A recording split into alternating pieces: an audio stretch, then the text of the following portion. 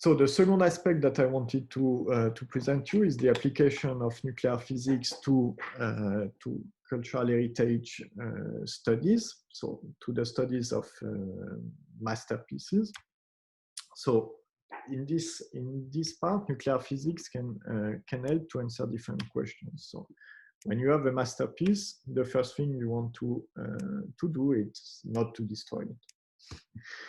So, but still not being willing to destroy it, you want to answer many questions. So when it was made, where was it made, how is it made, what is it made of, and so on. So what you want to do is to be sure that your masterpiece is an original, and you want to investigate it to know all the little details that it contains.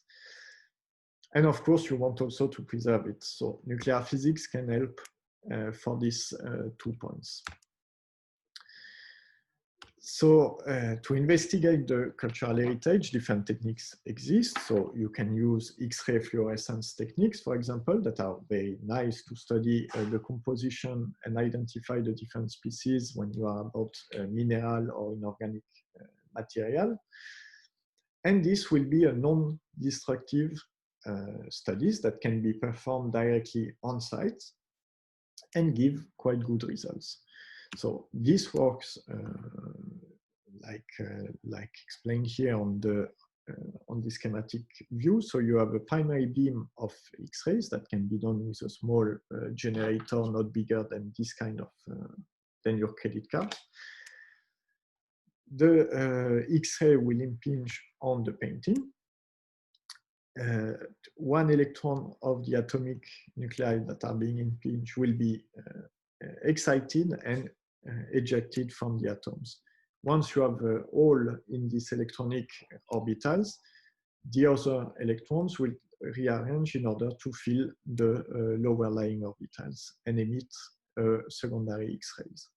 This one will be detected, measured into a spectrometer, and depending on the species, so the atomic species, you will get an energy corresponding to a peak in energy corresponding. So here you see the measurement in situ. So the detector and generator are placed on this moving arm and can be used to scan the full picture. Then an additional camera is used in order to mix the information of the position with the position information on the painting with the composition. So this, unfortunately, have some limitation, is that the X-rays are not penetrating deep into the painting. So they are stopping in a few they can be used to explore a few micrometers of the painting, not much more. So a different technique is to replace the incident primary X-rays by a different source, so by particle. So instead of, and induce still the X-ray emission.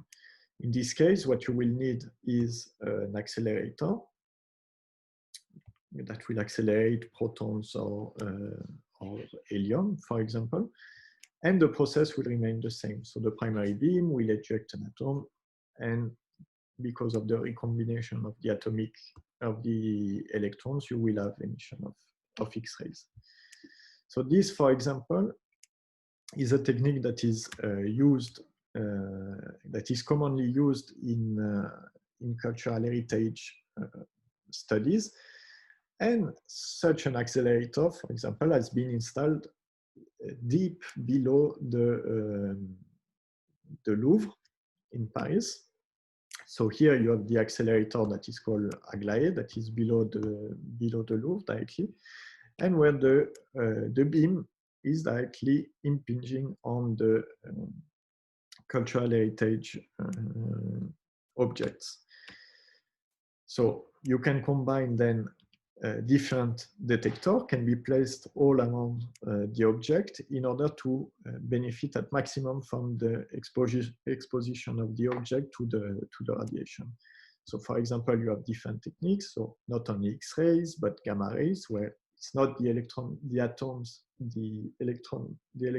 from the atoms that are changing position on the orbitals, but directly the neutron and the protons, or even backscattering spectroscopy.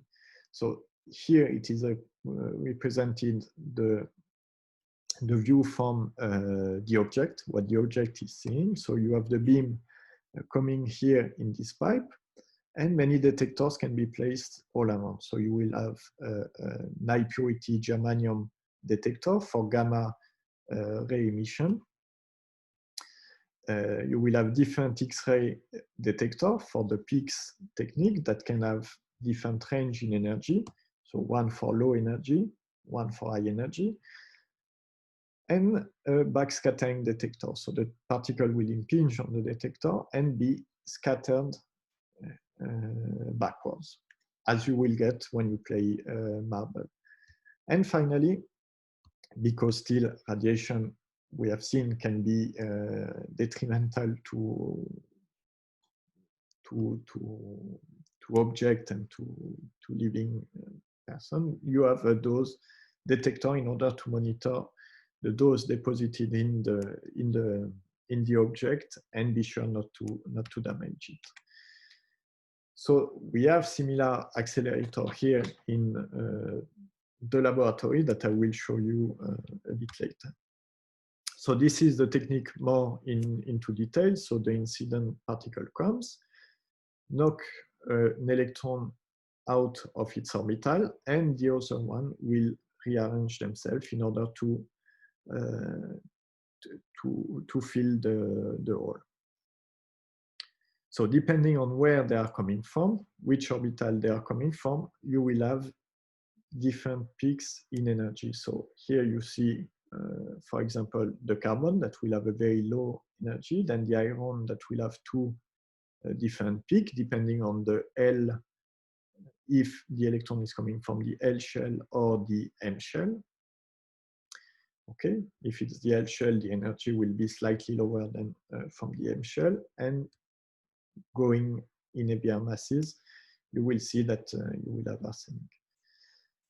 So there is a nice point about those X-rays is that the dependence between the energy of the X-rays and the atomic number of the sample is linear. So here you see a combined study of a masterpiece that is done both with X-rays and with beam-induced techniques. So comparing the two techniques, you have in black the spectrum that is obtained using the X-rays as probe, and in red the one using the particle-induced.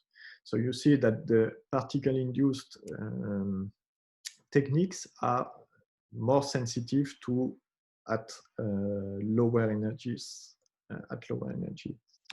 This results in, when you look at the composition of the masterpiece, you will see, for example, that with the X-ray technique, you completely miss the part of the phosphor into the art piece that you see very well here with the beam-induced study.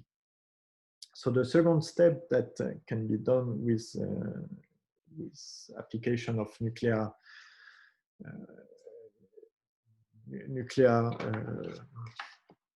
techniques is the preservation of cultural heritage. So those objects can be damaged by many sources, so storage condition, humidity, fire, and so on, the intervention of mammals.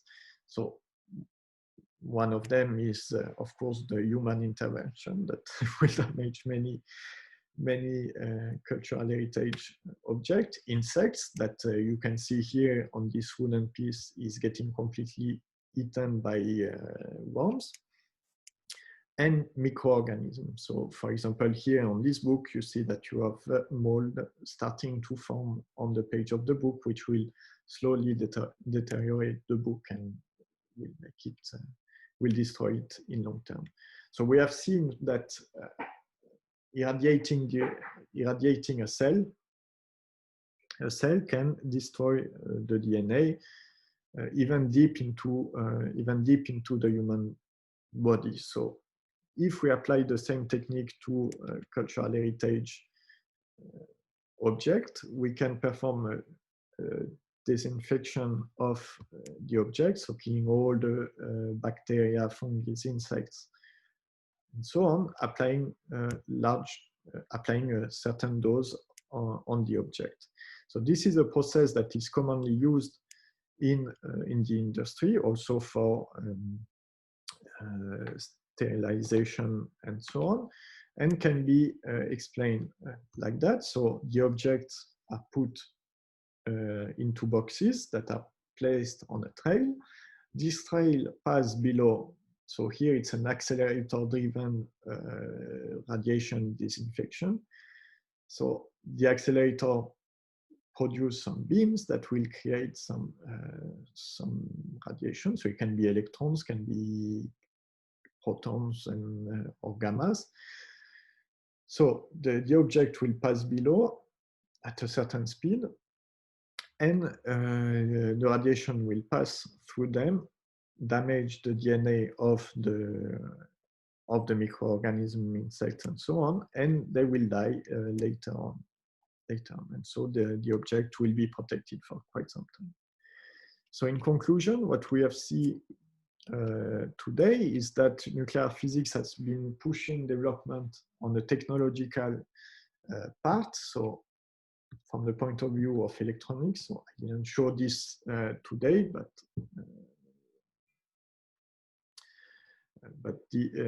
I didn't show this today, but it was the topics of the lecture at the university on detectors. So detector improvement in terms of resolution, detection efficiency, and detection efficiency.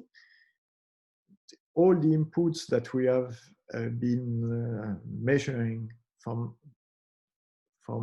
fundamental nuclear physics studies is then put into numerical simulation and modelization in order to establish treatment, for example, for the patient, or the dose that will be needed to sterilize, to disinfect art pieces. So this has, I hope I convince you, some daily life implication, things that we didn't see today, such as energy production with fission, and in the future, the fusion production, security and safety with X-ray, gamma rays, and more recently, neutron imaging, so that we have been contributing, again, improving neutron detector capabilities in terms of neutron identification, for example, and neutron energy measurement, in cultural heritage that we have been seeing today, and in medicine and biology. So with this, I will conclude this, this lecture by a small visit at the accelerator that we have here to show you the cultural heritage setup that we have here. And I would like to thank all the organizer and the University of Warsaw for the nice invitation. So, thank you very much.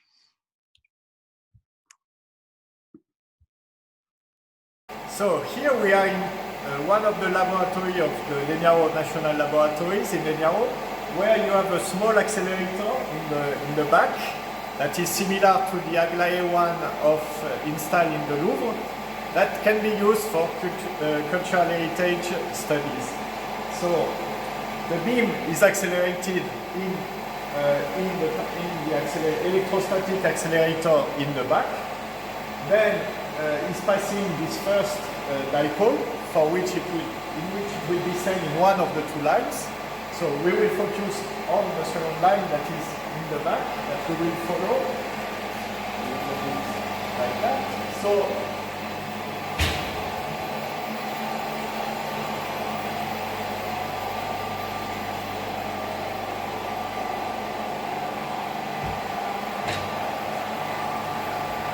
after the first dipole, you will have a mechanism to check where is the beam. Then focusing magnet that will act as a lens, for example, the same type of focusing that you will have on your glasses, before passing into this dipole that will distribute the beam into the different lines. So having these different lines allows us to have some flexibility on the type of experiment that we can perform. And now we will focus on the one that is, again, for control heritage, that is this line at 0 degrees.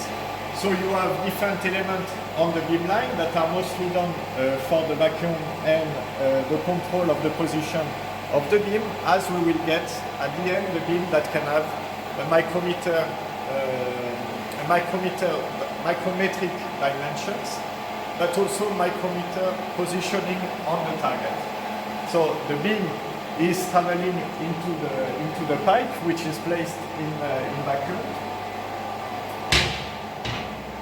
before reaching here the end of the line. So you have a last positioning measurement of the beam, a magnet here that allows to steer the beam, so to move the position of the beam on the target, some additional lenses, so some additional focusing, and here you have the reaction chamber in which cultural heritage samples can be placed. So for example, you can decide to put a coin that will not be a euro coin, but that will be a Roman Empire coin, or some mineral samples, so lapis lazuli or other samples, in the center of the target. The beam will be impinging on the target, moved on the different place, and then we have several detectors that are placed all around the target. So here we have a detector for the X-rays, so to do this particle-induced X-ray emission that I was explaining in the previous slide. But you can also place all around the chamber different detectors, so for doing backscattering measurement, for example, or even germanium detector that will be used for particle-induced gamma ray emission.